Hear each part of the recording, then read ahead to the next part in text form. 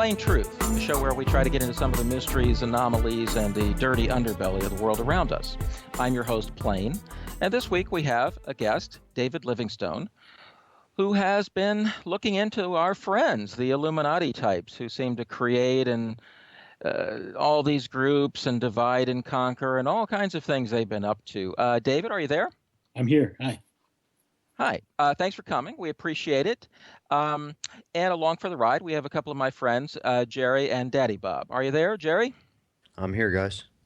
And Daddy Bob. Yes, I'm here. Okay. Well, thanks everyone for coming, and let's get straight to the heart of it. David, can you tell us a little bit about yourself and how you got into such massive work, the books you've written? I just finished my latest book, which is Black Terror, White Soldiers. The subtitle is Islam, Fascism, and the New Age. I wrote two books before that. The first one is The Dying God, The Hidden History of Western Civilization. And after that, Terrorism and the Illuminati. And when I wrote, essentially what I set out to do with The Dying God was to explore the history of the occult, particularly to understand its role and influence in our time. But what I was trying to get at, because there's not a lot of scholarly works on the subject, there's a lot of scholarly works on particular aspects, but not general occult trends. And what happens is that most books are written by occultists, and of course, so they're kind of fanciful and not at all reliable. So I knew that the truth would be somewhere in the middle. And I wanted to take the claims of the occultists and see to what extent they could be verified or debunked to get to the truth of occult history. Like, to give an example, basically, occultists believe that the Kabbalah begins in Atlantis. So I could see that the Kabbalah had a very powerful influence throughout history, but I want to know when exactly it emerged and how precisely it exercised an influence. And that's how I identified its emergence in the 6th century BC in Babylon. And then what I do is I trace its influence from Babylon to the Greek philosophers, particularly Pythagoras and Plato, and through them to through Neoplatonism, which influenced most of ancient mysticism. From there to the world of Islam, with among Sufis and Ismailis, who then transferred the same traditions on to the Templars, which then evolved into the Rosicrucians, the Freemasons, and basically the Illuminati. But I stopped at the French Revolution because the book was getting long, and I figured that the remaining portion of history would probably require books on its own, so I stopped there. And that's when, a few years later, I wrote Terrorism and the Illuminati, which is when I discovered the links between so-called Islamic terrorist organizations and Freemasonry and Western intelligence agencies, specifically to create what they're now calling a clash of civilizations. So in my most recent book, I cover a lot of these questions again, but I found deeper aspects to them.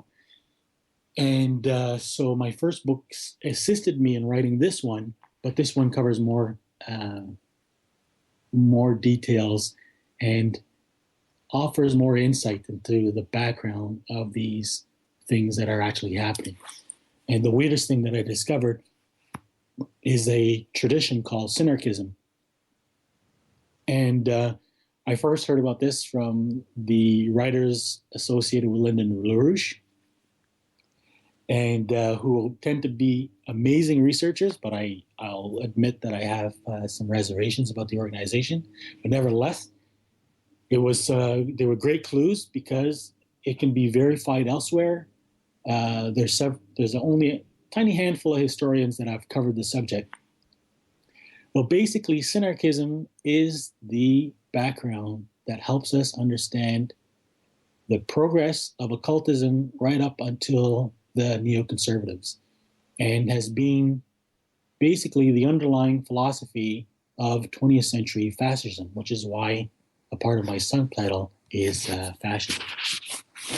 Maybe that's a good place to stop for now. Take a break. Yeah, well, David, synarchism is an important topic. I mean, various people have talked about that I remember over the years. Typically, people seem to use it as kind of when they're getting into secret societies and fascism. They kind of think about it as combining those. I don't know. Maybe you can explain a little bit more about what the word means and how you use it. Yeah. So that when I first heard the term, I thought it was just a word that was used to refer to the political philosophy of the Illuminati. But what it is actually it's a term used by them. And, there's so many tangents to follow, so I'm going to try to keep it simple. But this is why I go a lot into the origins of Sabbatianism, their role in establishing the Illuminati and Zionism and things like that, because synarchism is also a Sabbatian tradition.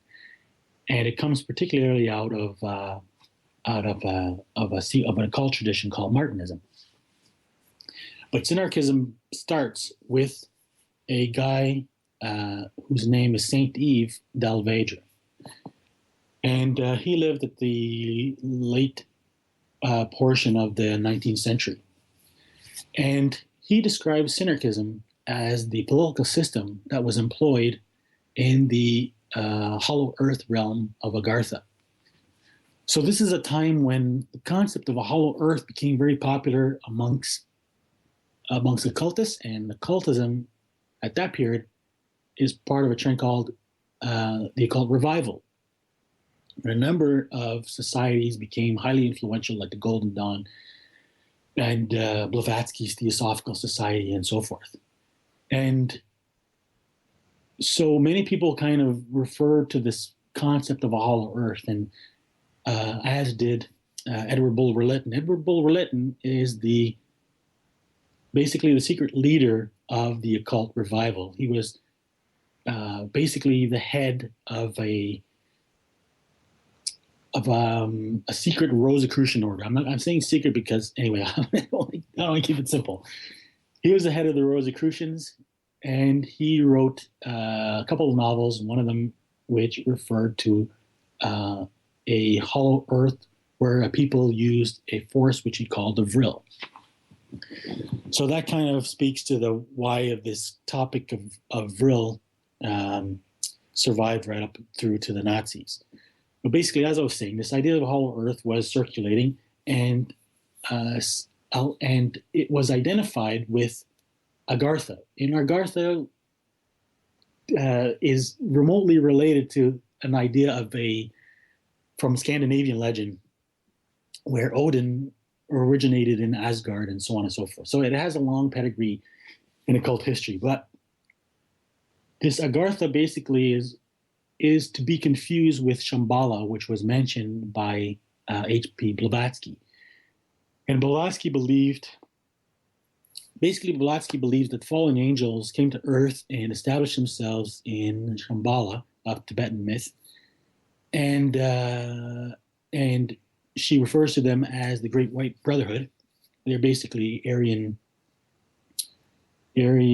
superior and race that were created by interbreeding with the fallen angels. So this is supposed to be this Great White Brotherhood have been supposedly guiding humanity for centuries, and occultists are in contact with them. So basically, synarchism is essentially the same concept. If you know that in Freemasonry, there's always been this idea of hidden masters, or like in the strict observance, there's the hidden superiors.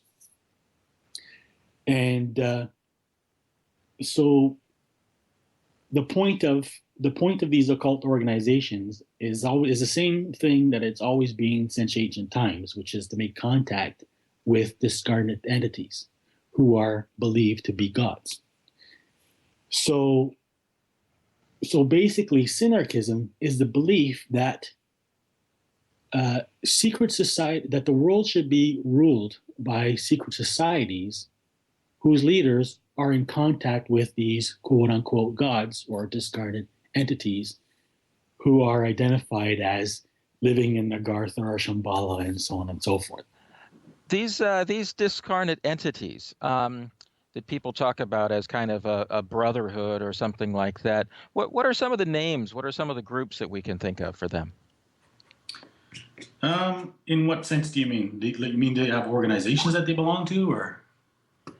Well, I'm just trying to think that some of us have heard one or two different groups, but we never put them together. And so maybe it'd be good to kind of think there's this great white brotherhood idea, right? Yeah, yeah. Okay, so we've heard of that. Then we've heard of Agartha and Shambhala, right? Right.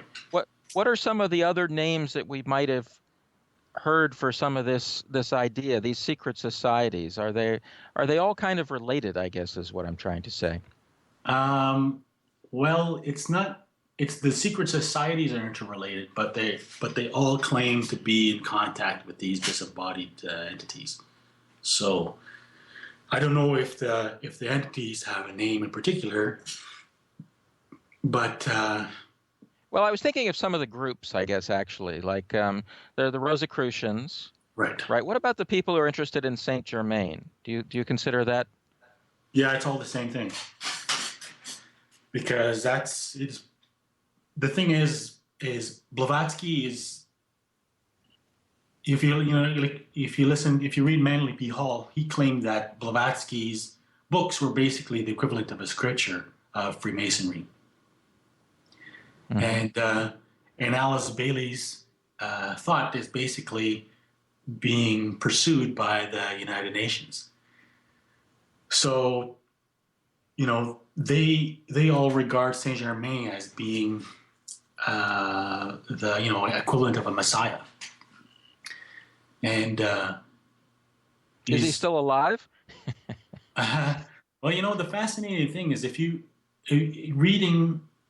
ever read Umberto Eco's Foucault's Pendulum, and I talk about his book in mine because it really shows to what extent how well informed Umberto Eco was. Who I think he's an insider.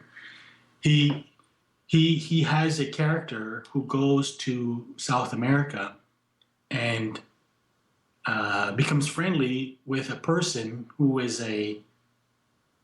important in occult circles over there, and he sort of implies that he is kind of reincarnation of Saint Germain. And at the same time, there's a suggestion that Saint Germain and Lucifer are the same person, and there has always been that kind of suggestion. Well, certainly the idea that you can do the kind of things he's credited with doing and pretty much not age and so on and so forth is a pretty amazing thought. Yeah. To what extent that's actually true, I don't know. But I guess we can get back and say that synarchism typically is thought of as kind of ruled by a secret elite, right? Right. And when the LaRouche people were using it, that's the way I always thought they were using it, as opposed to, let's say, the Kabbalah being related or something like that. Right. Well, that's what I discovered. It goes deeper than that. So I think they touched on it basically, but what it really means is it means, like, to give you an example, one of the most important exponents of synarchism in the 20th century and of 20th century fascism was Julius Evola. Mm-hmm. So Julius Evola, he basically believed that he gave the example of the Egyptian priests. Mm-hmm. So to him, the priests are the real rulers because the priests are in contact with the gods, quote unquote, who then advise the rulers. So that's how they see synarchism. That's what they see their role as. They see their role as participating in the cult ritual and so on and so forth to make contact with these entities, which they, have been convinced are gods, to learn whatever information they derive from them, and then to use that information to rule, or to then pass on to the rulers to rule. And that basically is what synarchism is all about. Mm-hmm. Well, I have a question for you, though, with this. Okay, mentioning Evola, Julius Evola. So I remember reading him as a teenager. I think it was Life Among the Ruins was the book that I read. And it seemed to me that what he represented at that point was a lot of us in the West basically had felt like Western culture had reached a dead end. Right. And as a teenager, I did not appreciate, I didn't understand the ideas of, maybe secret synarchistic movements that supported him or, behind the scenes. Yeah. But it was kind of like all of the West was in this feeling after World War I and World War II that Western society had, I don't know what you want to say, but it had failed. Yep. And I don't know if that can be appreciated by somebody, coming from, I don't know, let's say China or something like that. But there had been all this promise, and then through these destructive wars and movements like fascism and communism, everything collapsed. Yeah. So I guess what I'm trying to say is I'm not questioning that Evola may have had these synarchist people around him, or he himself may have been that. But I do think that you have to separate the idea that, even mainstream poets, T.S. Eliot, it's just very, very depressing. It's a feeling that the West had gone down a dead end and it was just killing itself. Yeah. So I do think that's necessary to separate that not everybody reading somebody like Evola was, a secret member of the Rosicrucians or something. A lot of them just felt like we needed a different method of going forward. That's the thing. That's the way it is with most ideologies. Every ideology, the way I describe it, they have a sugar coating on the poison pill, right? So, no ideology just comes out and says, be a jerk and kill people. Be a Satanist. Exactly. Rip babies apart. Every deceptive ideology tries to present itself with some kind of veneer of good, and this is the tragedy. It's people tend to to blame the conservatives all the time, but really it's always the leftists that are being manipulated. It's the bleeding hearts, right? It's the bleeding hearts. The bleeding hearts are always being manipulated. The thing, like, it goes all the way back to the French Revolution, right? They pointed out basically it's Animal Farm, right? It's the pigs basically point out the oppression of the farmer and get the animals to overthrow the farmer so that they can become rulers. So, the French Revolution, they pointed out the real problems of the aristocracy, the Catholic Church, exaggerated a lot of them, of course. And so, the people who overthrew the traditional establishment thought that they were bringing about positive change. And Marxism is the same thing. They pointed out the real problems of capitalism, only to get people to change whatever traditional system they're under for a system that ends up actually being more exploitive. And the same thing's being done today with global warming, the environment, and you pretty much any issue that's popular these days is being manipulated. So, it's not really a surprise of the ideas that you're, like a major subject that I cover is Salafism, in Islamic world, and it's the same thing, right? It points to the deplorable state of the Islamic world in our time, and it says, look at what's happened. Compare this to the glory of the past. And how are we going to return to it? So we have to return to it by returning to Islam, which everybody goes, right. And then they say, but we have to do it in this way, in this such and such a way, and that's the way that they present their their poison pill. David, Yes. where do these movements like Salafism or Wahhabism, which some people tend to use interchangeably, I don't know if that's accurate, Yeah. but where do these movements come from? Like, what, did somebody create them for a purpose? Absolutely. Wahhabism starts in the mid 1700s, and it was founded by a guy. The reason why it's called Wahhabism because it's founded by a guy named after him. His name is Abdul Wahhab, Muhammad Abdul Wahhab, and who was a British agent. So at the time, the Ottoman Empire was a fairly massive empire, and the British had already basically moved into India, but they were trying to move into other parts of the world, but they were impeded by the Ottoman Empire. So their plan was to get their classic divide and conquer strategy. They wanted to get Arabs to fight Turks. So basically, that was the purpose of Muhammad Abdul Wahhab's mission. And there's a lot of other really bizarre things. There's several Arab historians who claim that both Abdul Wahhab and his sponsor Ibn Saud were Sabbatean secret crypto Jews of the Sabbatean or Domne cult from Turkey, and so the movement was all but destroyed by the Ottoman Empire in the mid 1800s, but it managed to survive in a tiny little group, and then finally. In World War I, the British used the Hashemites who ruled Mecca to basically ignite what they called the Arab Revolt. So the Arab Revolt fought the Ottoman Empire and freed, it's a relative term, liberated most of the countries of the Middle East from Ottoman control, which were then seized back by the British and French and ultimately handed over, or Port Palestine was handed over to Israel. And what they did is that they worked behind their backs, and instead of incorporating all those countries into what was supposed to be a new Arab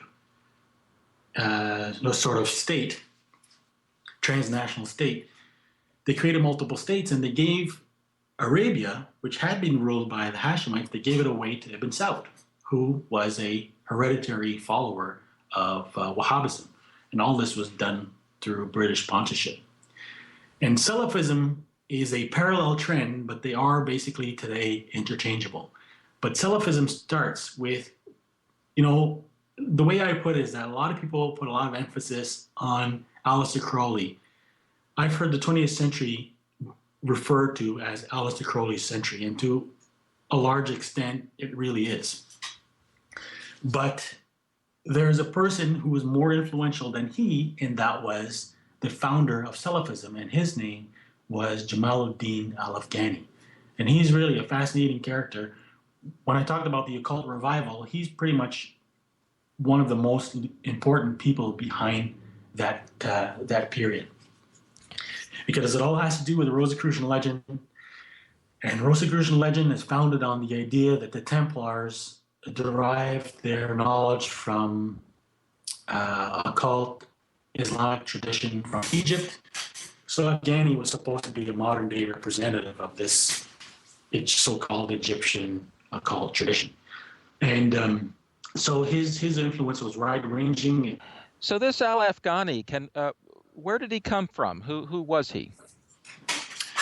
He was a very unusual guy. He named himself Afghani, which was supposed to suggest that he was from Afghanistan.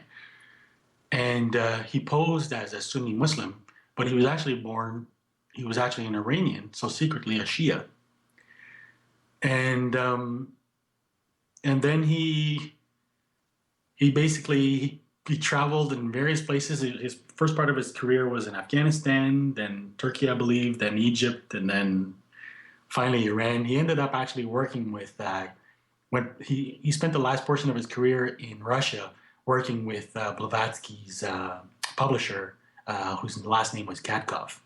It's interesting that he wanted to claim he had some sort of link to Afghanistan because I believe Idris Shah says that the Illuminati came from a group in Right. Afghanistan called the Rashiyana. Yeah. Do you think that that's maybe why he tried to make that connection? That's funny. I never thought of that before. But I think that whole connection is the thing is that everything always seems to impinge on Central Asia.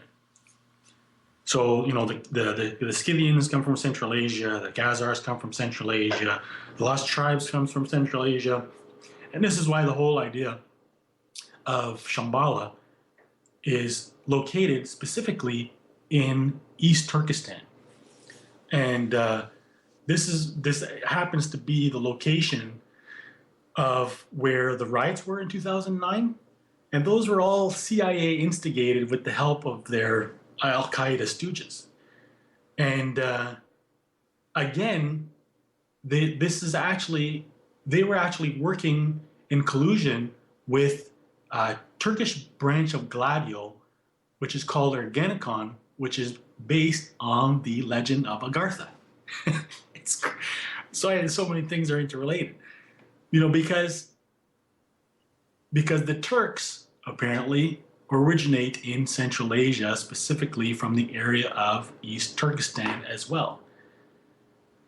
So that's why these things are all interrelated. Another character in this mess is a guy named Van Berry, and Van Berry is the guy who he was a Hungarian historian, worked with Lord Palmerston, who was basically a British agent, and traveled throughout Central Asia. And he's the guy. He was an expert on Balkan history, and he's the guy who introduced Bram Stoker to the idea of Dracula.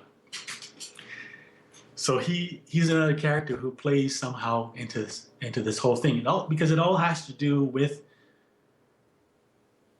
human origins in Central Asia, and particularly Turkish people who are somehow descendants of the Lost Tribes, and this brings in things like this is where the Odin myth comes back, and because Odin supposedly originated in Asgard / Agartha, and so on and so forth. Since you brought, yeah, I was just going to say, since you brought up Turkey, I mean, I don't know if we're jumping around here a bit, but I mean, the whole subject is so broad. Yeah. What do you make of the riots that just happened in Turkey? I think it was last year, and what's the relationship between Erdogan and the Gulen movement? Yeah, so I don't know what's going on in Turkey. Half the time it's hard to understand, like, what's going on in Syria. Why are the Americans trying to topple their long-standing agent? Why did they topple Mubarak in Egypt and Gaddafi in Libya? I don't know what's going on. But so Turkey is no different. But Ergenekon basically, yeah, this is what I wrote about in 2009, and what they're using is they're luring Muslims with this promise of creating what they call a neo-caliphate. The caliphate basically is the name of the traditional ruling system of the Islamic world, and they're trying to promise that they can create a new caliphate that by uniting Muslim peoples of Turkish ethnicity. So this is how they use the myth of Agartha, because it's supposedly the place of origin or of the Turkish peoples. And so this is how they collaborate with Gulen, because Gulen basically he helps to promote these ideas, and he's got his various madrasas all over the world. And that's how they recruited certain naive Muslims to their cause in East Turkestan to rebel against China. So basically, this is most of what America has been doing in Central Asia, particularly the invasion of Afghanistan. And it's the Americans who instigated the Soviet invasion of Afghanistan in the first place. But all this is a continuation of the Great Game. And it's basically to offset Russian and Chinese influence in the region. And so that's how they used that concept against China recently. And the thing is that this idea goes back, the idea of Agartha was also used 100 years ago. And so Blavatsky was a Russian agent, as was George Gurdjieff. And this is how these things are all tied together. You know, George Gurdjieff, who basically was influenced by Theosophy, and he's the one who Idris Shah was basically continuing the work of Gurdjieff, essentially. And it was Gurdjieff who proposed this idea of a Sufi brotherhood that existed in Central Asia, which he called the Sarmung Brotherhood, which doesn't exist, but that's what his claim was. So this is basically the same effort to tie the origin of occult knowledge back to Central Asia. And that's why Blavatsky also places it over there, in East Turkestan specifically. It almost seems like, I mean, from my perspective, it seems like they're constantly driving a wedge between the Shias and Sunni. But I think at the end of the day, I wouldn't be surprised if they wanted to essentially destroy both and create some type of watered-down unified Islam. Would you agree with that? Yeah, you know, the thing is that I think a lot of people get this impression that there's this long-standing struggle between Sunni and Shia, but there really hasn't been. They've lived side by side peaceably for most of the time, but of course it's being ignited recently because it's divide and conquer. But so it's really a marginal issue. And yes, there's multiple paths that they're trying to pursue. So they're using Salafism basically to distance Muslims from Islamic traditions, particularly Islamic legal tradition, because that's what the basis of Salafism is. It's founded on a rejection of traditional Islamic scholarship and suggesting everything can be readapted and reinterpreted. But at the same time, there's a Sufi tradition, and they make themselves out to be like they're opposed to each other, but they share some certain paths. And that's where Gurdjieff comes in and Idris Shah, because they represent this Illuminati push for a Sufi tradition, which basically is being used to carry the Islamic world, or at least portions of them, into the New Age movement. I think I actually heard that some of the Sufi shrines are sacred to some of the Sabbatean sects. Well, see, this is where it really comes down to, because the Domne in Turkey have basically comprised what's called the Bektashi Sufi order. And that's really where their strength lies. So the Domne basically comprised the Bektashi Sufis and Freemasonry in Turkey. And that's where their history is. And this is where the connection is. So this is why Rudolf von Bettendorf, when he went to Turkey, became a Turkish citizen, by the way, he learned Kabbalah from the Bektashi Domne Sufi Freemasons before coming to Germany and founding the Thule Society. So that's basically the underlying link. And Gurdjieff as well studied under the Bektashi. So that's what this, and see, the thing is about the Bektashis is they're not even really Muslim. The Bektashis believe that Turkish shamanism is the true origin, is the original religion of the Turkish people. And that's what Bektashi Sufism is all about. They basically reject Islam. So again, this is why the Bektashi Sufism serves the myths of Ergenekon and Pan-Turkism and all those kind of things, because again, it locates the origin of those peoples in East Turkestan, which is the same place where Theosophy places Shambhala and Agartha and so on and so forth. And that's why, really, it's Pan-Turkism and Bektashi Sufism is very much the underlying myth behind most of these ideas. David? Yes. Would you comment on any connection between Sufism and the Sophia myth? And the what myth, sorry? The Sophia or Sophia myth. My understanding is Sufi comes from Sophia or Sophia. Yeah, I've heard a few different theories about where the word Sufi comes from. Some people, it's supposed to be Suf, which is woolly, like a harsh woolen garment that they used to wear as a kind of asceticism. Other people said it comes from philosophy, philosophia, which would be in Arabic. So I don't know. I'm not sure. It's just we're getting hit with a lot of Sophia stuff these days. Yeah. And with your, it's all over the New Age movement, and Right. didn't know if it had any connection to this. Yeah, I don't know. It's basically the Naqshbandi movement is where it's that's really spearheading this marriage with New Ageism. What about the Baha'i faith, David? Do you know much about that? How does that tie in with all this? I have touched that only slightly. There's Robert Dreyfus, who wrote Hostage to Khomeini, and that's where I learned most about the origin of the Muslim Brotherhood and Freemasonry and Afghani and so on and so forth. And he touches on the origin of Baha'i movement and basically treats it that as a British production.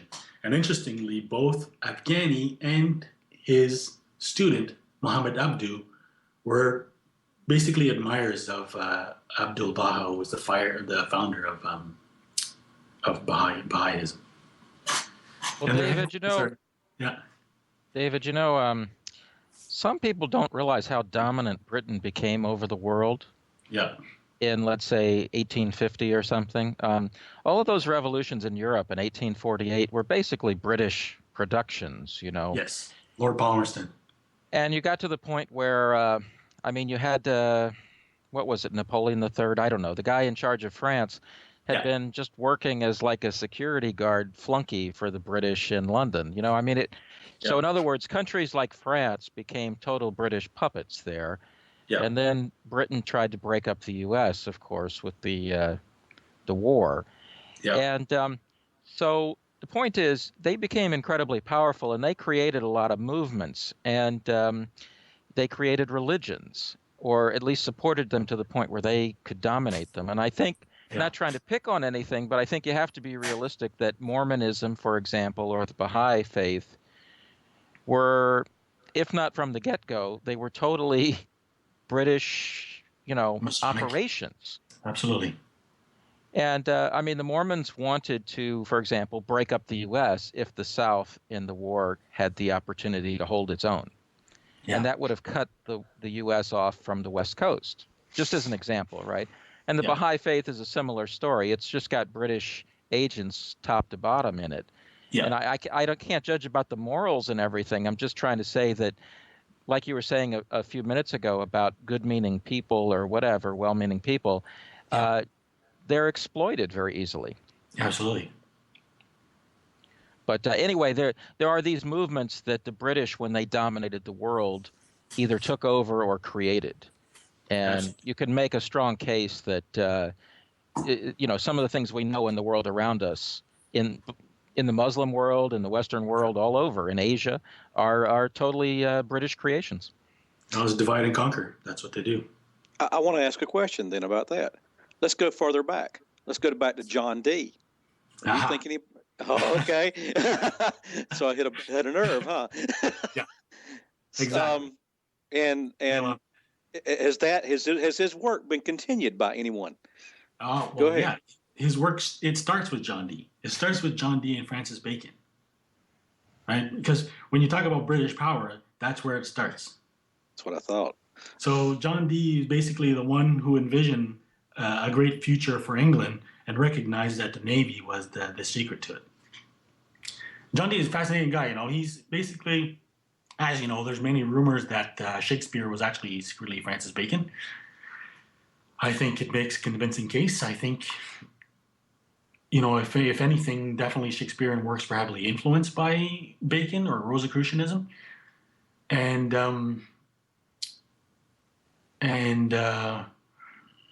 this is where it becomes really fascinating, because I think the most important finding in my book is that Sabbatai Zevi, who was the false messiah of 1666 and the founder of the Sabbatian tradition, which is behind the Illuminati, his career was a creation of the Rosicrucian movement.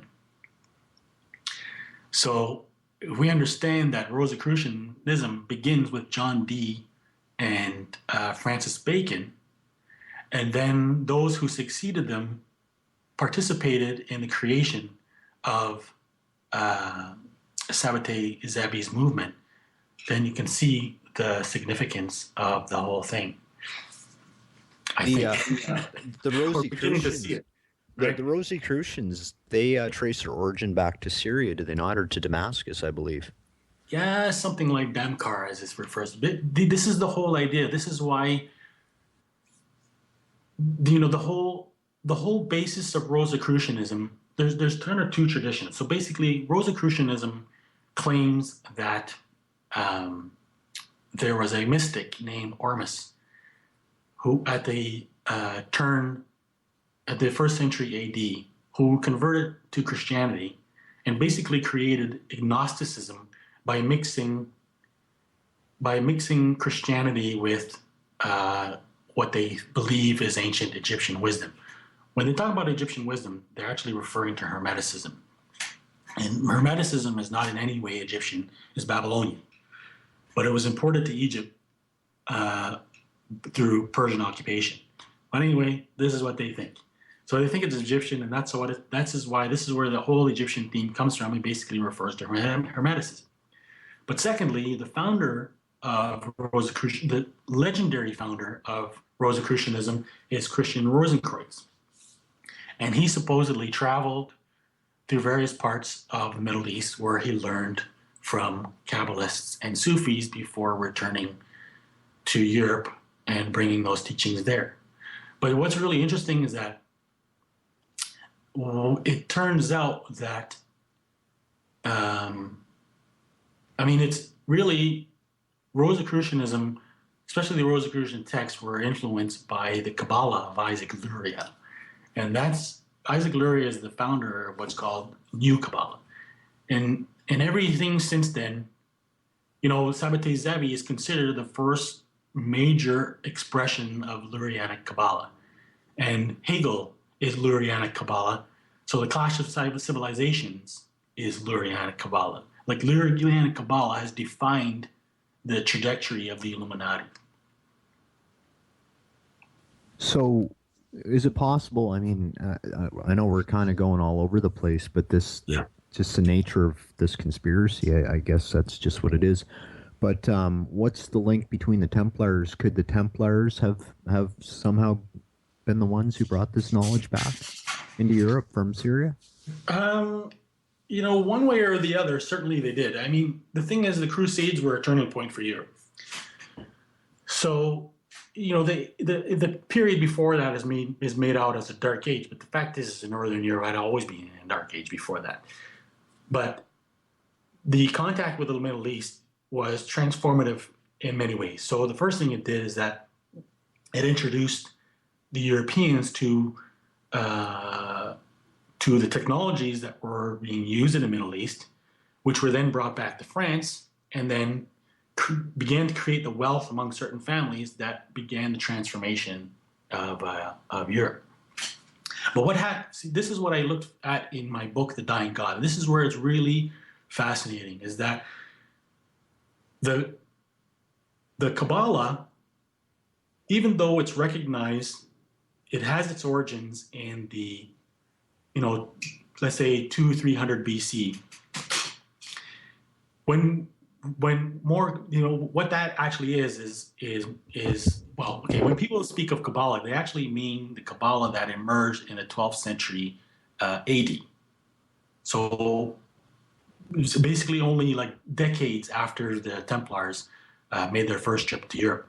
And what's fascinating is that if you read the scholars of the subject, particularly Gershom Scholem, they look at Kabbalah and they say, how can this be? How can these doctrines just appear out of nowhere without some kind of source? And the original text that that contributed to the emergence of Kabbalah is called the Sefer HaBahir. And the claim was by the rabbis that the Bahir came to them in tattered bits from Palestine by way of Germany. So, so Gershom Scholem, he looks at this, and other scholars like Moshe Idel and Untitled Deutsch, they look at this and they say, where was this tradition preserved? Because it represents a Gnostic tradition that had basically been expunged from Judaism for 1,000 years prior to that. So how does it appear all of a sudden full formed in the 12th century AD? Well, the word itself supposedly means word of mouth, but I mean, yes, as you said, the form that it was, I mean, you couldn't hand all that down word of mouth. I mean, no, so exactly. So, what they have discovered is that the Templars did conduct excavations beneath Solomon's temple. So, it seems very likely that the two avenues that are suspected is, one of them is that they discovered something in their excavations. The other assumed trajectory is that they came into contact with Sabian teachings, because all these leading scholars like Scholem, Deutsch, and Idel, they all recognize there's only one place where these teachings have any similarity, and that's among the Sabians of Haran, which is in western Turkey. So the Sabians of Haran are the preeminent occult group community in the Islamic world. They were the ones who preserved the traditions of Hermeticism and Neoplatonism. They're the ones who introduced Greek philosophy to the Islamic world and became its translators into Arabic.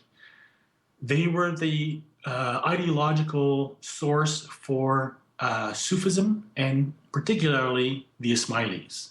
And out of the Ismailis come the assassins, which the Templars were closely connected with. So there's two potential trajectories there for the transmission of the occult tradition from either the Sabians or discovered texts, or both. And basically, the emergence of Kabbalah is identified as taking place somewhere between 1150 and 1199, like 1200.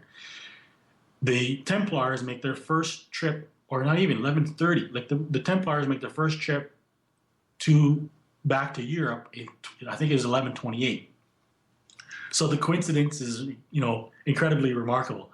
What happens then is that all of a sudden now, immediately following the return of the Templars to Europe, you could then get this emergence of an occult tradition, particularly in southern France, which had a very strong, highly concentrated Jewish community, which became the hub of this new Kabbalistic tradition, and then is very closely related with the Cathars. And out of that influence comes the culture of courtly love, and out of that comes the legends of the Holy Grail. So basically, the Holy Grail is an expression of the Kabbalah, and there's several families that are all interconnected with this, and it basically starts like Eleanor. It's Eleanor of Aquitaine's grandfather, Godfrey de Bouillon or something. No, well, they're all interrelated, so he's a major component of it. But yeah, her grandfather was William of Aquitaine. So of course, basically, Eleanor of Aquitaine becomes Queen of England, and this is how you get the Plantagenet dynasty, which is all intermarried with all these families from Anjou and Aquitaine and Provence that are all associated with this Grail lineage and culture and tradition. And that is partly the beginning of England's role in this tradition. So what's the I don't know if you want to go down this path or not, but what's the main message behind Kabbalism? Is it? I've read different things. Some people say that it's sort of like a Luciferianism, yes, and other people say it's a self-worship, or basically the theory that man is God himself. Yeah, same thing. So yes, then that's exactly it. So basically, and this is how it ties into what the clash of civilizations. So basically, it's Lurianic Kabbalah. Lurianic Kabbalah, it has two essential points. The first, most important point is that, the Messiah is expected to come, but you don't just sit around and wait. You have to prepare, you have to actively work to prepare his coming, and you do so by practicing magic, using magic to help create the political reality that will become the seat of his power. But basically what it teaches is that it actually uses a tradition that they derive from the Sufis, which is that in the beginning, God was an unknown treasure. So he created man. He created man so that he could be known. How the Kabbalists interpret this is that God created man so that he could know himself. So in other words, when God created man, he was creating an other of himself so that this other could then know God. So essentially so that God could know himself. So how they see it is that when man was first created, he was like a blank slate. He was completely unaware that he was a portion of God, or he was another God. So at first he makes, according to Kabbalistic interpretation, he makes the mistake of worshiping spirits, rocks, trees. Eventually identifies other gods, and then finally he identifies a god. Then so this is why the Greeks are presented as beginning this tradition, as being the first ones to question mythology. And this is how what I'm saying now is actually standard Western interpretation of history. But it is like that because standard Western history is an adoption of the Hegelian interpretation of history, which in turn, as I mentioned, is derived from Lurianic Kabbalah. It's a myth. It's not true. David, yes. Can I ask we're going into some different topics here. I'm trying to figure out with the Kabbalah the strain from the ancient times to the modern times.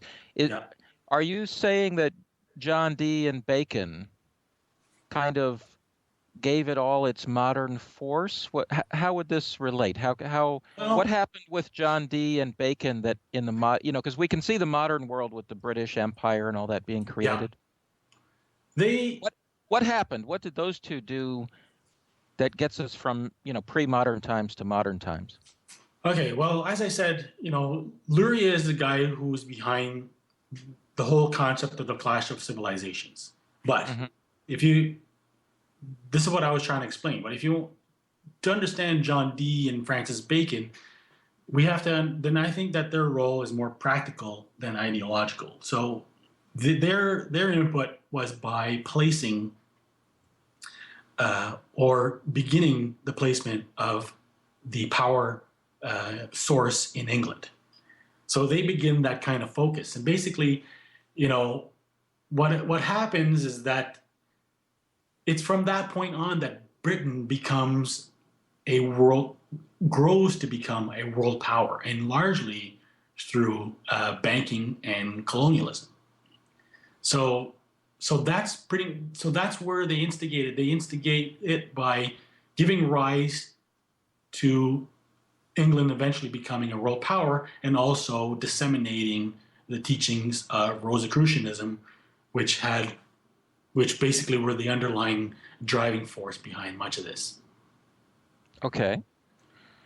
So it's kind of on a practical level. I think so. That's my interpretation. But if you don't mind me taking a second, I can finish my point about Lurianic Kabbalah. Okay, go ahead. Because what they're trying, essentially, what it teaches is that the history of humanity is the history of the human being going from complete ignorance, slowly progressing to the point where he comes to realize that he is God. So essentially, it claims that history is the progress towards secularism. So this is why the Renaissance is considered a major turning point, and particularly the Enlightenment, which brings about the veneration of reason to reject what they called superstition, and basically, which is their euphemism for religion. And what they're trying to create is the denial of God, or secularism. So this is why when it comes up to our time, basically they've succeeded already in Europe, and this is how they're presenting the end of history. And this is what I cover in my book, is that it all has to do with Hegel, and it all has to do with synarchists. And this because it's the synarchists who are promoting the myth of Hegel, particularly a guy named Alexander Koyev, who was the guru to people like Leo Strauss and Francis Fukuyama, who articulated the clash. He didn't articulate the clash of civilization. Samuel Huntington did, but it's Fukuyama who presented his thesis of the end of history. And what that means is that this Kabbalistic progress towards secularism is about to be done, and the West represents the fulfillment of Kabbalistic history by arriving at secular democracy. Except we've got these diehards out there who hold to the idea of theocracy. That's the way they're presenting it, and that's why we're doomed in their minds, or at least this is what they want us to think, that we are doomed for a clash of civilizations to make secular democracy preeminent in the world. And basically that's designed as to piggyback as a Trojan horse for Kabbalah and the New Age. Well, on the bright side, David, it might be just the collapse of the West that's around the corner. They've really created such a mess. One wonders. But yeah, this seems like the fulfillment of their evolution, their idea that, destruction of religion, destruction of actually any kind of faith in a sense. That's right. Okay, so now we're into the more modern, the neocons and all that, the Straussian and all that. Yeah. But I think you could argue that they're losing faith. Their idea is not working out. They thought that there would be no challenges and everyone would just want this Western liberal free market banker domination, and that doesn't seem to be the case. What do you see in the last, let's say, 20 years or something? How do you see them? What are they talking about, or what do you see in their groups? It's a tough question. The thing is, I'll answer it two ways. Basically, there's a tradition in Islam that says that society is like a boat. And if the imagine it's like if there's people inside the hull of the boat, and they're thirsty, so they decide they're going to bore a hole in the side of the boat to let some water in for something to drink. So if the other people don't stop them, then the whole boat sinks. And so the Illuminati and people like that, they're the people in the hull of the boat. They're boring a hole. They're boring a hole in it, thinking that's the solution. These people are, and it comes back to the idea of not judging anybody. And Christianity preaches love your enemy, and that's what I believe. So it's not about castigating these guys or villainizing them. It's, they've got the wrong idea of the solution, which is basically what it comes down to. And that's what they're doing. They're pursuing it through secrecy, and the problem is that their fundamental error, because their premise, the premise that by which they do everything, which is the basis of their MO, is that people are stupid. That's their premise. That's what everything they do is based on. It sounds simple, but that's pretty much what it is. They think that people are not smart enough to get, people can't handle the truth. They're the only ones who are smart enough to get what they are trying to do, so they can't tell anybody. But that's where they're wrong. I guess one of the consequences of secularism is that it eventually leads to moral and ethical bankruptcy. Yeah, absolutely. And that's what they want, because they are Luciferian. They don't believe there are rules. Like Aleister Crowley said, do what thou wilt. This is why, the Sabbathians, basically, they are anti-Jewish. They turn the Bible upside down. They believe that everything that was a rule is now a license. They believe that everything has to be violated.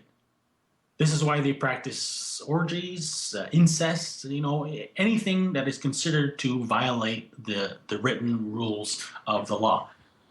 And you look at Gnosticism, and it's always been like that. It's always been about violating common moral principles. So everything goes: murder, incest, adultery, deceit.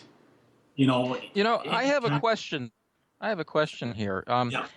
You're talking about how they, feel like people can't handle the truth and so on, but a lot of people argue that there's this externalization of the hierarchy. Yeah. That they're now doing or want to do in public what they used to hide. Yeah. And so I'm a little confused in the sense there that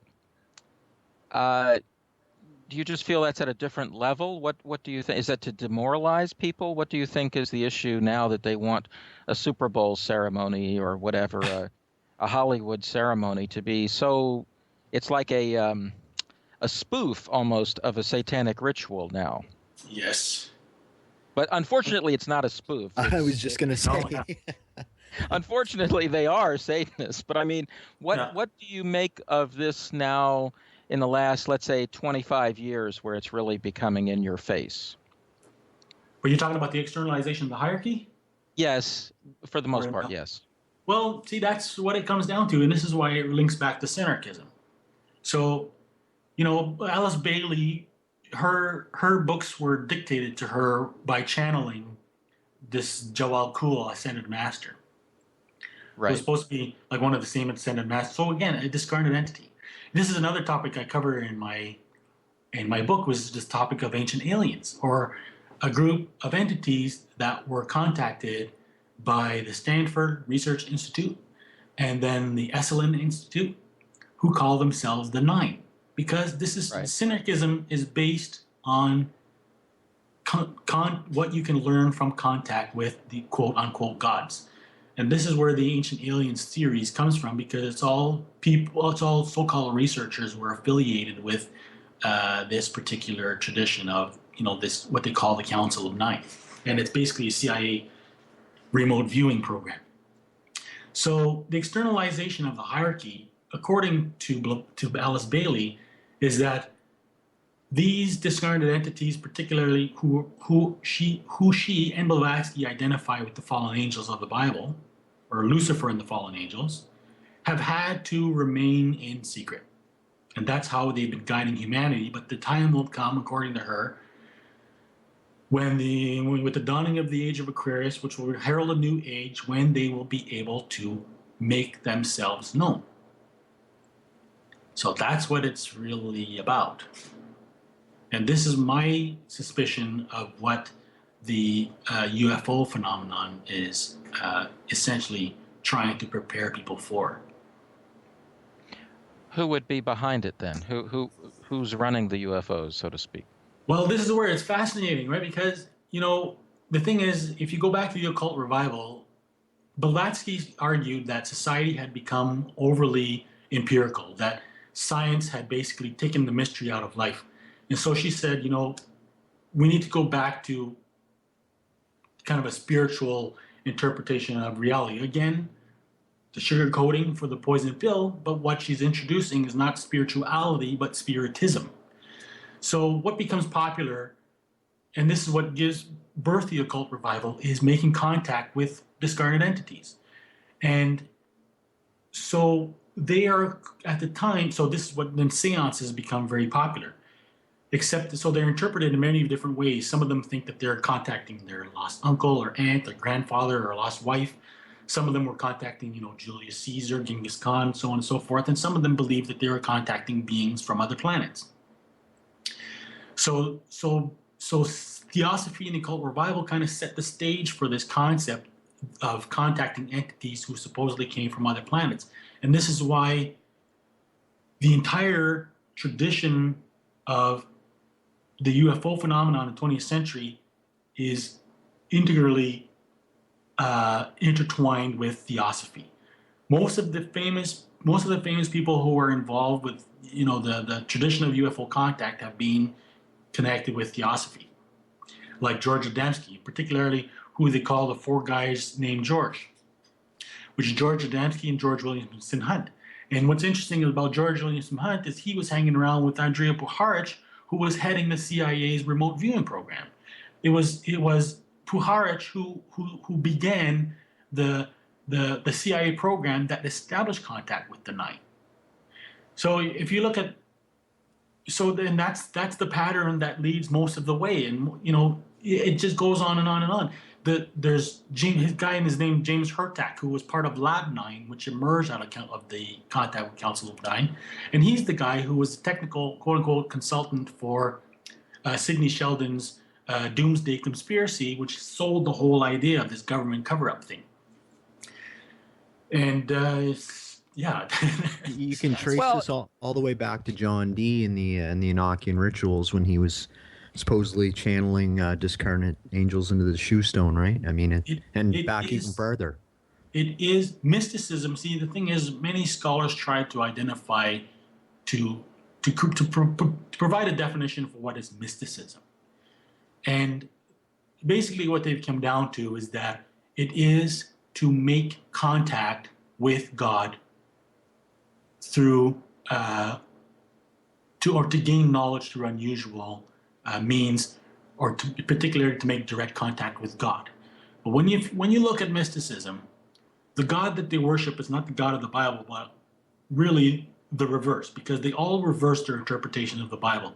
And this is why my book is called The Dying God, because mysticism has always been founded on the worship of a dying God who is identified categorically with Lucifer, or at least the power of evil.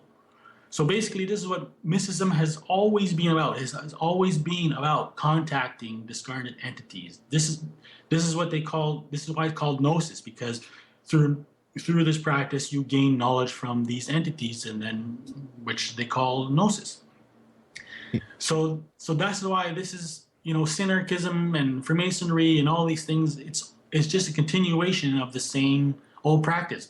They think that they're being so cool that they're doing something that nobody is willing to acknowledge, and that they have to keep it themselves. But this is not really a big secret. Yeah, and they of course don't identify Lucifer as the same entity as Satan, right? They see Lucifer essentially as God, God. And they see Yahweh or Jehovah or whatever as they have to. How else are they going to interpret something like that? How else are they going to justify evil? Because what they learn and what they accept and adopt is elitism. So of course they're going to make Lucifer out to be, the truth, and then everything that comes from that to be good, which is evil, which is, the ends justify the means. That you can do whatever you want, that you can kill people at will as long as you're pursuing what they identify as the good, which is creating their own power. Hey, David, maybe you can answer something for me here, because you are going to know a lot more about this than I would. But I have heard Luciferian types argue that basically what they are doing is correct. Of course. And by correct, what they mean is along the lines that the earth and life as we are living it is meant to essentially have all of these terrible things. Right. And that Lucifer is actually just part of the great plan. Yeah. And that creative destruction. Well, I don't know how to. Yeah, I mean, of course, but you know what I'm trying to say. In other words, they're trying to say that essentially God has contracted out evil. I think they phrase they believe it as... in privatization, let's call it. Yeah. And God doesn't want to get his hands dirty with starting wars and stuff, and so Lucifer gets to handle that division. Yeah. And this is above my pay grade, so I'm not trying to say I have any answers here. But in other words, I have heard them say that essentially, hey, If you don't like it, if you don't like life on Earth, take that up with God. We're here as lieutenants. You know what I mean? Absolutely. Absolutely. And Yeah, so at least some of them make that argument. I've heard a couple. They see Lucifer as a force of evolution. I mean, that's the Right. way I think the anthroposophists phrase it. Yeah. Creative destruction. But they Yeah, say so- they're working for God, essentially, though, right? In other words, what God wants, God gets. And, we're the lieutenants of war. We're the lieutenants of evil. We're the lieutenants of whatever. And, take your complaints up with God, or else if you want, you can join us. Yeah. Right. But I'm just saying, I don't know if you have any thoughts on that, but I think it's worth mentioning. I know the thing is, this is to answer your question indirectly or comment indirectly, is basically, people have asked me this before, like they've talked to a Wiccan, and the Wiccans, they say, do what thou wilt, but as long as it doesn't hurt anybody, or that they don't worship the devil. And so people look at groups like that and think that there's even supposedly Luciferians who don't really worship Lucifer, or, so it's like there's subsects within Luciferianism, and there's often very watered down versions of it. But people confuse those watered down versions with the true Luciferianism. And so, pretty much, and like any religion, that there's kind of variations of interpretation. So that's a common, I think the one you're mentioning kind of really runs in the middle somewhere, because it doesn't quite deny Lucifer. It kind of tries to create a clever excuse, in my words. But so that's really what it is. I think that might appeal to somebody when you're trying to recruit somebody.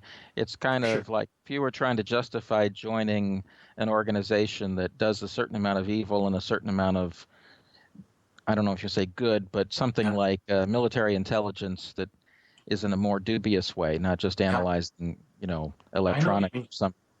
That this argument essentially is that the world is ruled by force, and therefore, you may not like some of the things we're doing, Exactly. but take that up with God on Sunday. But, during the work week, sorry, we got work to do.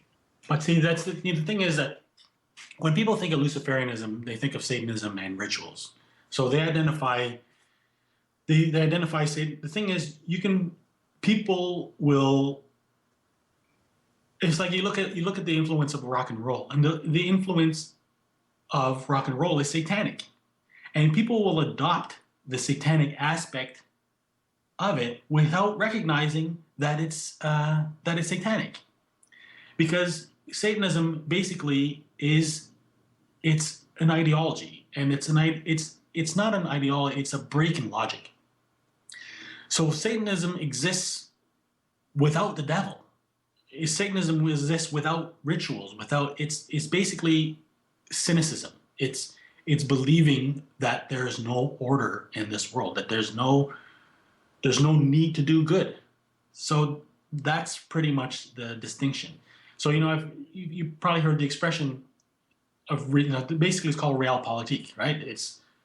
There's the way they ought to be, and there's the way it is. Right.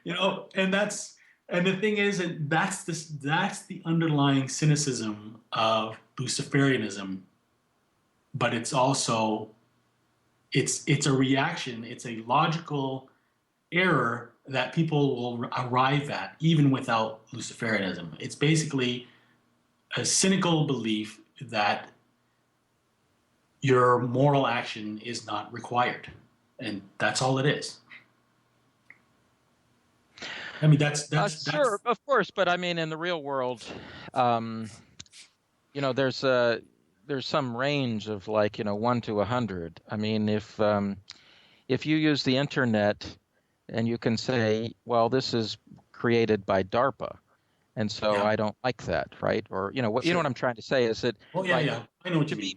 To be pure, you got to go run in a forest somewhere and never do anything with other people, because the fact is these Luciferians pretty much run half of the world or something. So any reaction, any interaction you have in the modern world, like buying something at a supermarket or going to a bank, you're essentially giving your consent to a Luciferian system to some degree. Right.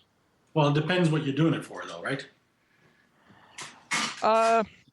Yeah, but we can argue though that, I mean, how can you deal with Citibank in a positive way? You know what I mean? You know what I mean? Because, like I'll tell you, from an Islamic perspective, that's why it says that actions are judged by intention. And the Prophet basically gave the advice that if you see something wrong, stop it with your hand. If you can't stop it with your hand, stop it with your mouth. If you can't stop it with your mouth, at least deny it in your heart. So the thing is, you're not going to say, oh, heck, well, banks rule the world, so that's what I'm going with. You say, I have no choice. I have to deal with banks, but I still don't believe in their right to function as they do. You know what I mean? I think as difficult, this is the trial that we are in our time. And sometimes you have to make some certain compromises, but you don't make compromises in your morals. You only make compromises in your actions. Oh, I agree. I would just say, though, that a lot of people in things like the U.S. military or something are going to call that just the part of realpolitik. In other words, they're not happy with realpolitik, but their morality can't stop the fact that there are these big institutions that do what they want. Yeah.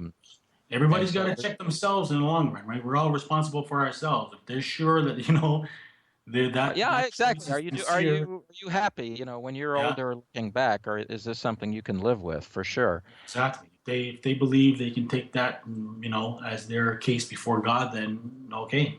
But, it sounds pretty fishy to me, but. Oh, I'm with you on this. Going forward here, if I could, what have you found in your, how can we put it, your work from when you started to now? What new information or what changes in your perspective have you run across in the last few years? I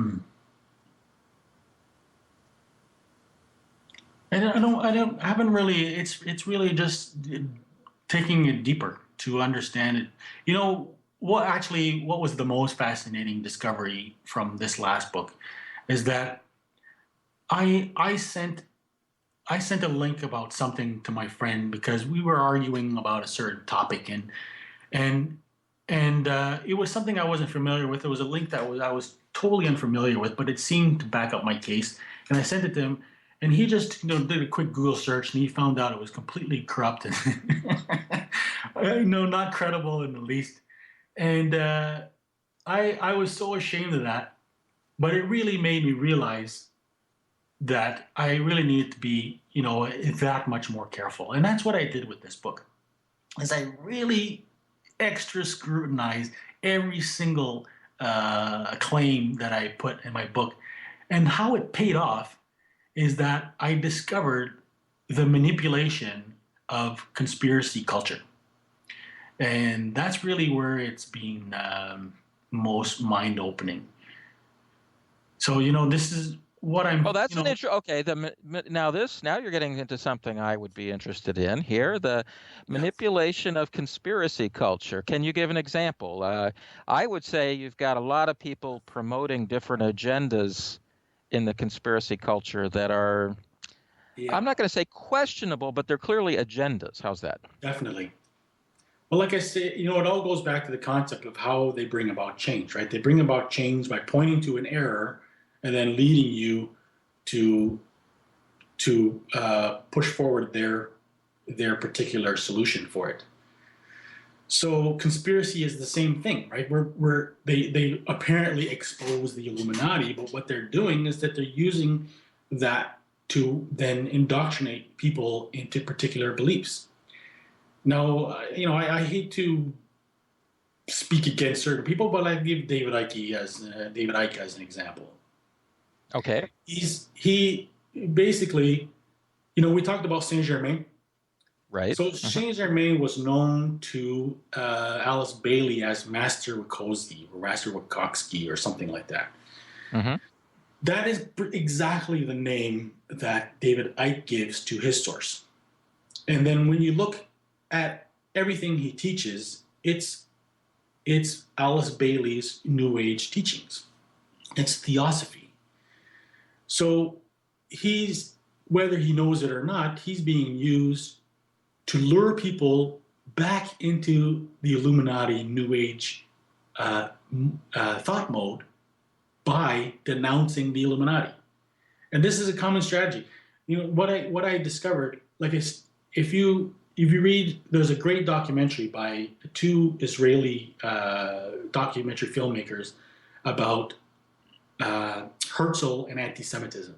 And Herzl himself said that his strategy was going to be to point to wealthy elite Jews to create anti-Semitism, to fan anti-Semitism, to create support for Israel, both within the Jewish community and outside of it.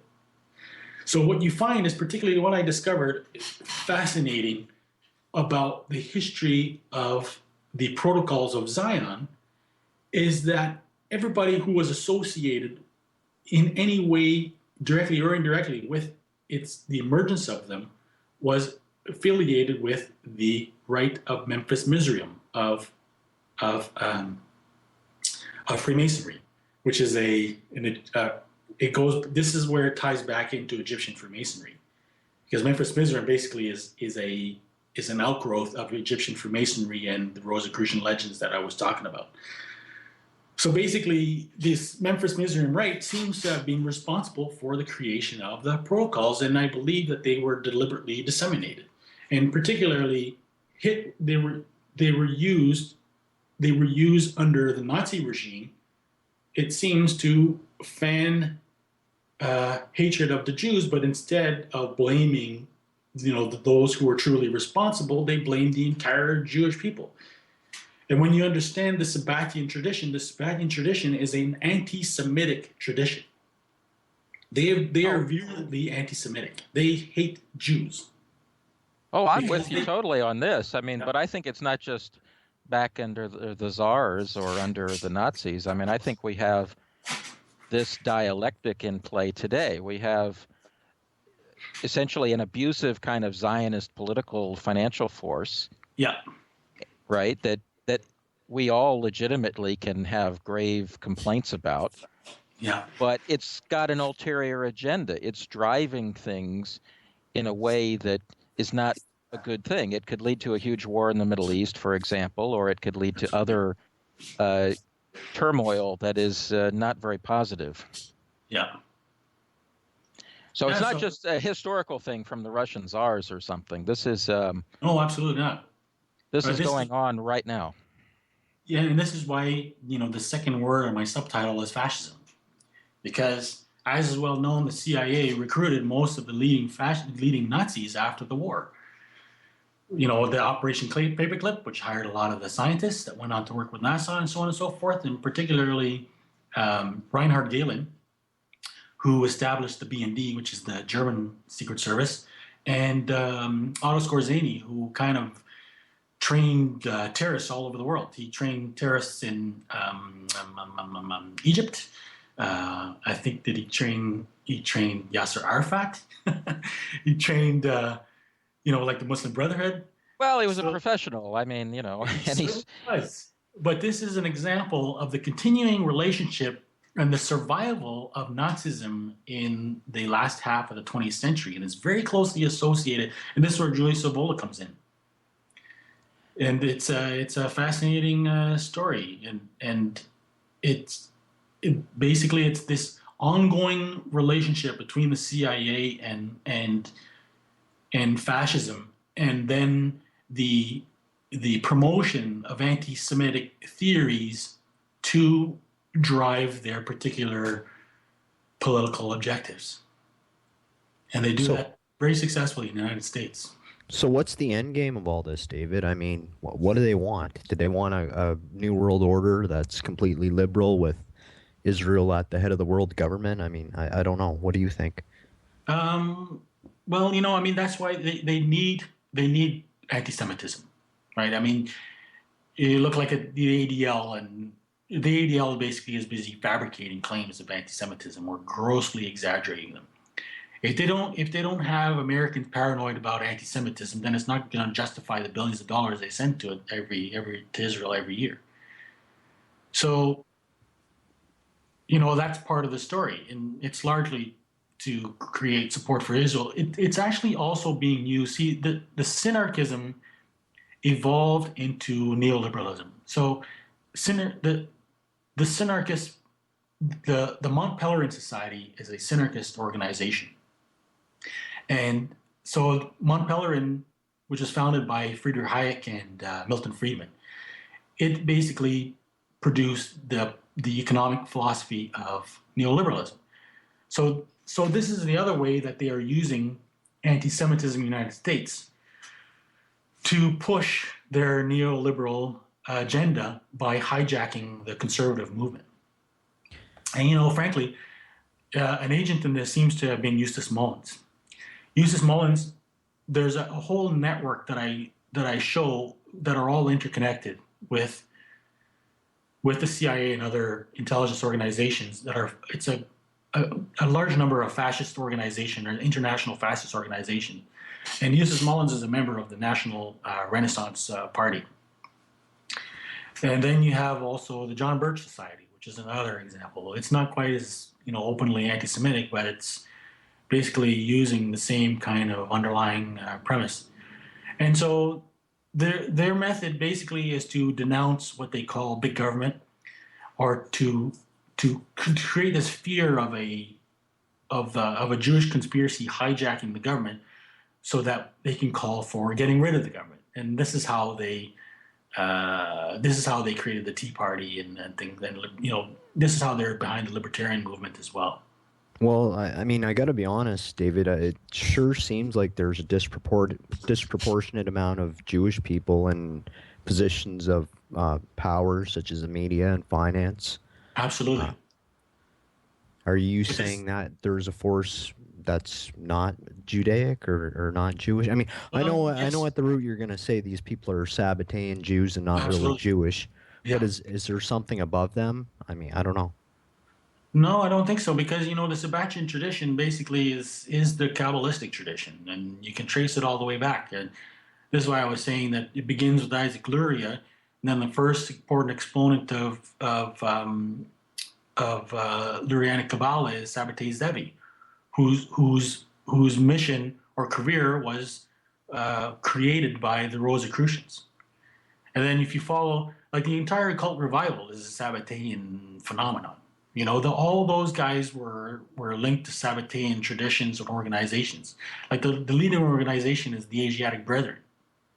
So you have the Asiatic Brethren in Europe, and then you have the Dumne in Turkey. And it's those two traditions, both Dumne or Sabbatean traditions, which are behind the occult revival, which are behind Blavatsky, behind synarchism. So it's very important. It's very important to recognize, there could be powerful, wealthy Jews that have nothing to do with it. They just happen to be wealthy and influential. Yeah, I mean, we got to be careful not to paint everybody with a broad brush, right? Which is what they want us to do. They want us to do that. They want us to fall into the trap. David, I've got a question here. I mean, a lot of people looking into these things say, and that we can interpret various writings from people in the past, such as Plato or whatever, essentially arguing that there is a secret ruling class above the obvious banker types. And that is out of chivalric orders, for example. Right. And so a lot of us look at that, and so we think of the Knights of Malta or the Knights Templar, that kind of thing, right? Yeah. More so than we would think of something like the Rosicrucians, although obviously they're going to be tremendously important. What is your take on these groups, like the Knights of Malta or the Teutonic Knights? I mean, I look over the history of the last century and see the Teutonic Knights as being incredibly important. Yeah. I don't know. I mean, when you look at something like Krupp, for example, just about the biggest weapons manufacturer on Earth, if you look at all the things they really have their hands in today. Yeah. You got Teutonic Knights guys in it at different times in high positions. Yeah. I don't know Can because you comment yeah, on chivalric orders? I mean, what yeah, is your research? I mean, I know you have a lot on Rosicrucianism and some of these yeah. more Luciferian oriented things, but what about the old line European, elitist chivalric orders? Yeah, well, I mean, the Knights of Malta in particular they're they're right in there as well. I mean, I mentioned them several times in my book, Hmm. but they never seem to pop up very often, and I never find people identified with them. I never find the chief instigators to be ever associated with any kind of order like that. And really, the real kingpin of the 20th century, Edward Bull. I mentioned Edward Bull-Roletton, who was the head of the Rosicrucians in the Hmm. 19th century. So the equivalent to him in the 20th century is Aldous Huxley. Right. And Aldous Huxley didn't belong to any of those orders. But I mean, the Knights of Malta is certainly influential. I mean, the links between the Knights of Malta and the CIA. I mean, it's like the revolving door. So I don't know. I think there are different kinds of operatives and different kinds of people with different functions in this. What shall we say it? This brotherhood of darkness. I mean, I'll give you a story, David. I know in passing a guy who, in his youth, was a very serious what can we say it? Prodigy of those black magic arts, Right, like that you would find in Crowley, for example. right, And he's a European, and because he was this prodigy, he came to know the head of the Knights of Malta at that time. This was many decades ago. right, And anyway, so this guy I know eventually, by the time he was 25 or something, renounced it all. He gave it up. right, He was on an evil path, and he realized that they were up to incredible evil. right. But his take from those days in his early 20s or whatever is that essentially, this guy at the top of the Knights of Malta was just so incredibly powerful Yeah, that's what I'm trying to say is he's the kind of guy. I mean, Huxley was dead by then, but he's the kind of guy who could essentially call up Huxley and say, look, I want us to work on this, or I want you to work on that. yeah. You know what I'm Maybe. trying to say? In other words, Yeah, sure. Huxley might have been an employee, is all I'm trying to say. Yeah, it could be. And so it's just that with Huxley, he's visible. He's got books we can read, speeches, you know what I mean? Yeah. And so there's He's kind of a invisible. question of an invisible side that we can't see. Yeah. I don't know. I got no proof. I mean, I'm just saying that I have Yeah, one it's a fascinating experience, subject. and it certainly makes. Yeah, go ahead. Sorry. You go ahead. Well, I don't really have anything else to say. I'm just trying to say this is a personal aside where here's a guy who could have joined those elite rich sides, but he couldn't bring himself to do the evil. But his general take is that, somebody like Huxley is more of a high-level, multi-generational operative family as opposed to the actual guys who call the shots. Yeah, maybe. Well, And yeah, that's true. I don't know. I mean, I certainly, to me, I see enough evil in Huxley. I don't need to look too far. But it's just worth considering in the research is that we don't really, there are people we don't know that, I mean, if Saint Germain is still around, where is he? Exactly. Yeah. Yeah, I don't know. Like I said, Okay, and by the way, I've come across By the way, before we wrap it up, I mean, one other thing is you're talking about this this creation of and manipulation of conspiracy cultures, and you mentioned David Icke and possibly others.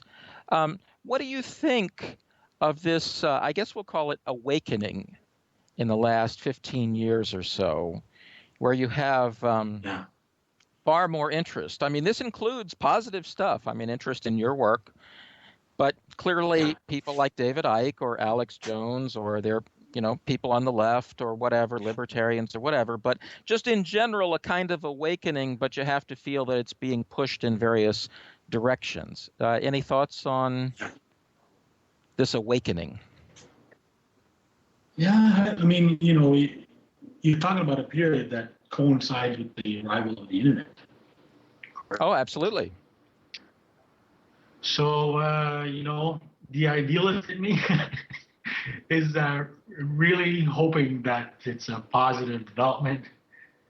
And, I think I'm going to stick to believing that there is a very strong positive element to it, despite the obvious manipulation.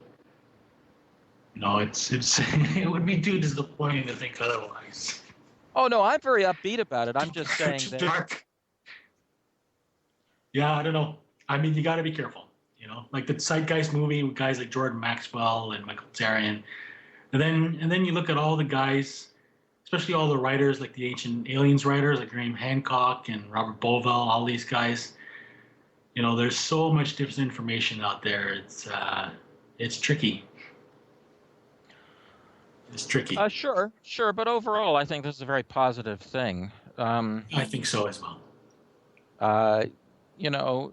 They can overwhelm us with lies, but still, if you compare today to, let's say, 30 years ago, yeah. I mean, 30 years ago, you couldn't, you could tell somebody that, Carroll Quigley wrote this book, and yeah. You couldn't even convince them why Quigley was important, and, it's just very, very difficult to do anything. Absolutely. And now it's very, very easy. It's practically, you can show them YouTube videos of amazing things. Yeah. So I think there's a lot of reason to be upbeat about it. So that's one side of this. But I wouldn't have been able to write my book without what's happened. Right. Exactly. Yeah. And I also think that going forward, these bad guys have, in a sense, like you're saying, they've kind of put holes in their own boat. Yeah. I mean, I live in Asia, and I just see tremendous growth and progress all over Asia. Yeah. And I see a sinking West. Yeah. And I hope that turns itself around. But I'm not convinced that they're going to get what they want, right? This Luciferian New World Order. I mean, they've tried New World Orders in the past. Yeah. And collapsed in Europe. There have been several major collapses. Sometimes like a third of the population has died or something. Yeah. Yeah. When systems start falling apart. And as I say, all over Asia, you just see tremendous progress and optimism. And so I'm not totally convinced that these, to me, they're kind of viruses is what I'm saying. They're kind of like spiritual for sure. And they're criminals. And they're criminals. And so, some of it looks like they know what they're doing, but some of it, I think they're just parasites. Yeah. And so we have to keep that in mind. No, I think that's why their tragic flaw is their mistake that people are stupid. People are amazing. People are amazingly intelligent and perceptive and resourceful, and that's what they refuse to acknowledge, but that's what's eventually going to undo them. And I see signs of that. So I think there's reason to be somewhat optimistic here. Okay, before we wrap it up, could you tell us any last points that you want, and then mention your website and stuff like that? Yeah, I don't have anything to wrap up. We cover a lot of territory. I can mention my website. My latest book is Black Terror, White Soldiers: Islam, Fascism, and the New Age, and all information about my book is on my website at terrorism-illuminati.com. And I got links to my other books. I also post blog posts and news. Got a Facebook page, which is pretty handy for some people. And links to that are on my website as well. And otherwise, my books are available at online bookstores like Amazon, Barnes & Noble, or special orders through bookstores. And that's about it. Okay, David. Well, thanks. I'll give a glowing endorsement to David's book. If people want a crash course in the entire conspiracy theory, there's no better book to get. It's got everything in there. Thanks. You're welcome. Yeah, and your blog is quite interesting too. Your website has a lot of very good stuff that people should check out. And I guess we'll call it a wrap there, David. Thanks for coming. We appreciate it. Great. Thanks for having me. Thank you. Okay, that's it.